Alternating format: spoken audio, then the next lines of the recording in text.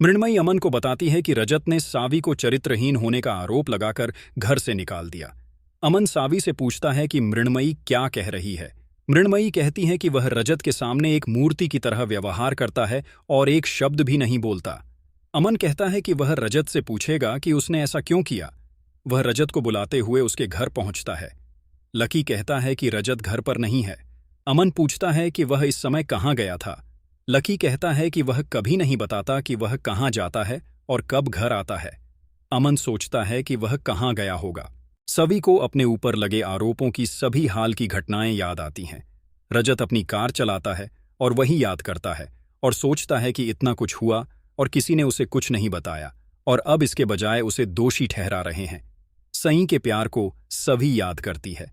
अगली सुबह ईशा सई को सोफे पर सोते हुए और सई को स्कूल के लिए तैयार होने के लिए कहते हुए देखकर आंसू बहाती है। वह भगवान से प्रार्थना करती है कि वह अपनी बेटी को इस तरह न देख सके। वह सभी को जगाती है और उसे स्कूल के लिए तैयार होने के लिए कहती है। वह उसका पसंदीदा नाश्ता तैयार करेगी।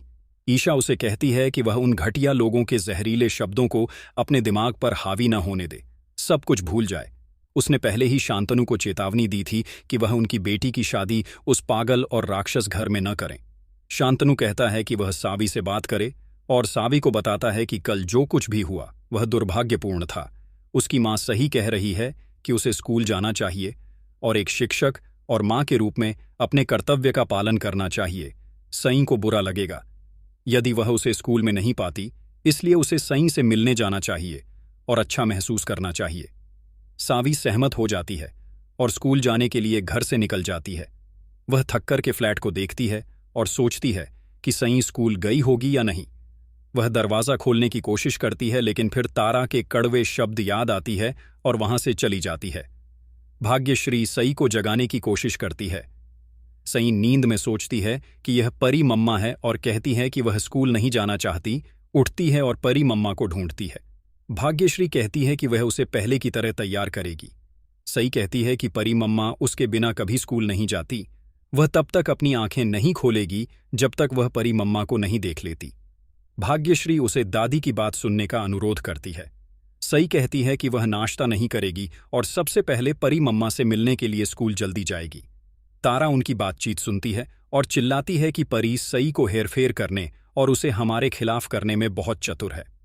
भाग्यश्री कहती है कि वह नहीं जानती कि सई कैसे प्रतिक्रिया देगी जब उसे पता चलेगा कि सावी घर से चली गई है। अर्श की कठपुतली रिपोर्टर चित्रा उसे फोन करती है और सावी के साथ हुई पूरी घटना की जानकारी देती है। आशिका अर्श को बताती है कि वह पीटीएम के लिए कियान के स्कूल जा रही है। अर्श कहता है कि वह उसके साथ पीटीएम जाएगा। भाग्यश्री साईं को स्कूल छोड़ती है। साईं अपनी परी मम्मा को देखती है और उसकी ओर दौड़ती है।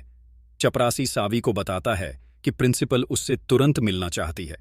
सावी प्रिंसिपल के केबिन में जाती है। प्रिंसिपल का कहना है कि वे उसे निलंबित कर रहे हैं। सावी कारण पूछती है। अर्श और आशिका कुछ माता पिता के साथ चलते हैं और सावी से पूछते हैं कि वह कल रात कहाँ थी। सावी चुप खड़ी रहती है। अर्श का कहना है कि सावी को कल रात गिरफ्तार किया गया था और वह लॉकअप में था। प्रिंसिपल पूछते हैं कि क्या यह सच है। सावी का कहना है कि यह सच है। आशिका का कहना है कि वह सही थी। सावी का कहना है कि यह उसका निजी मामला था जिसे सुलझा लिया गया है और इसका स्कूल या उसके चरित्र से कोई लेना देना नहीं है। आशिका का कहना है कि सावी को अपनी सहकर्मी तापसी को उसके आदेशों का पालन करने की धमकी देने के लिए गिरफ्तार किया गया था, अन्यथा वह अपनी मां को मार देगी। सावी का कहना है कि यह एक गलत फहमी थी। सावी केबिन से बाहर चली जाती है। अर्श के किराए के कठपुतले सावी के खिलाफ नारे लगाते हैं। आशिका रजत की उसके बदले की कार्रवाई के लिए प्रशंसा करती है और कहती है कि अब कोई और भी सावी से बदला लेगा। कियान अपने दोस्तों के साथ सावी को अपमानित करता है और उस पर कागज के गोले फेंकता है। सावी अंदर आती है। कियान कहता है कि सावी उसकी मां नहीं बल्कि एक अपराधी है।